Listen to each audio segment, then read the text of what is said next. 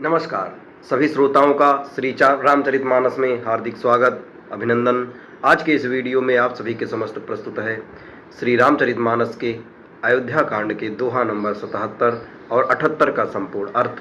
बढ़ते हैं दोहे की तरफ। और करे अपराध को और पाओ फल भोग, अति विचित्र भगवंत गति को जग जाने जोग। किंतु इस अवसर पर तो इसके विपरीत हो रहा है। अपराध तो कोई और ही करे और उसके फल का भोग कोई और ही पावे। भगवान की लीला बड़ी ही विचित्र है, उसे जानने योग्य जगत में आखिर है कौन। राय राम राखन हित लागी, बहुत उपाय किए छलु त्यागी। लखी राम रुख राहत न जाने, धर्म धुरंधर धीर सयाने। राजा ने इस प्रकार श्री रामचंद्र जी को रखने के लिए छल छोड़कर बहुत से उपाय किए, पर जब उन्होंने धर्म धुरंधर धीर और बुद्धिमान श्री राम जी का रुख देख लिया और वे रहते हुए न जान पड़े, तब निपसीय लाई उर्लीनी, अतिहित बहुत भांति सिख दीनी। कही बन के दुख दुसह सुनाए, सासु ससुर पितु सुख समुझाए। तब राजा ने सीता जी को हृदय से लगा लिया और बड़े प्रेम से बहुत प्रकार की शिक्षा दी। वन के दुसह दुख कहकर सुनाए, फिर सास ससुर तथा पिता के पास रहने के सुखों को भी समझाया। सिय मनु राम चरण अनुरागा, घरनु सुगम बिनु बिसम न लागा। और सबहि सिय समुझाई, कही कही विपिन विपत्ति अधिकाई। परंतु सीता जी का मन श्री रामचंद्र जी के चरणों में अनुरक्त था, इसलिए उन्हें घर अच्छा नहीं लगा और न वह भयानक लगा। फिर और जब वन भयानक नहीं लगा, सब लोगों ने भी वन में विपत्तियों की अधिकता बता बताकर सीता जी को बहुत समझाया। सचिव नारी गुर नारी सयानी, सहित स्नेह काई मृदुबानी।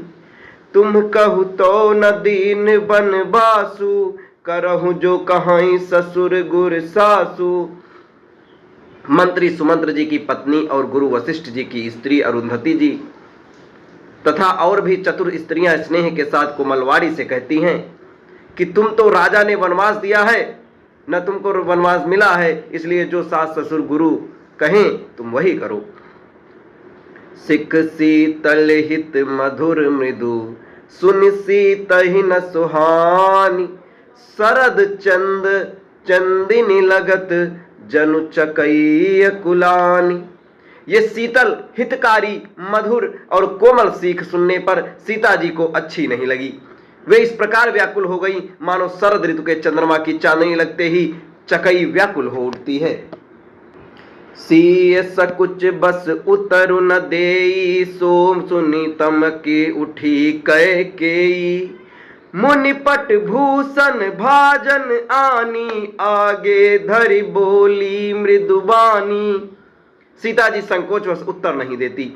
इन बातों को सुनकर कैकेयी तमक कर उठ गई। उसने मुनियों के वस्त्र आभूषण माला मेखला आदि और बर्तन कटमंडलू लाकर श्री रामचंद्र जी के आगे रख दिए और कोमलवाड़ी से कहा, निपहि प्राण प्रिय तुम रघुबीरा, सील स्नेह न छाड़हि भीरा।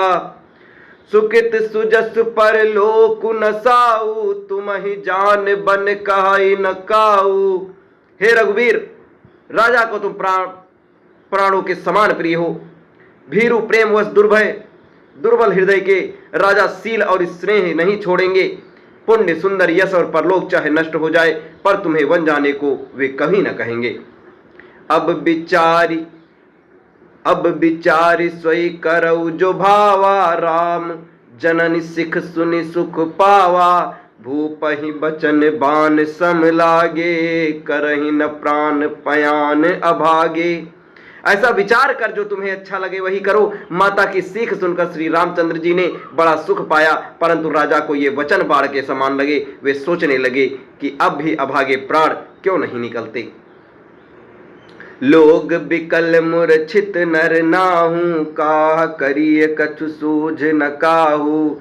राम तुरत मुनि भेषु बनाई, चले जनक जन नहीं सिरुनाई।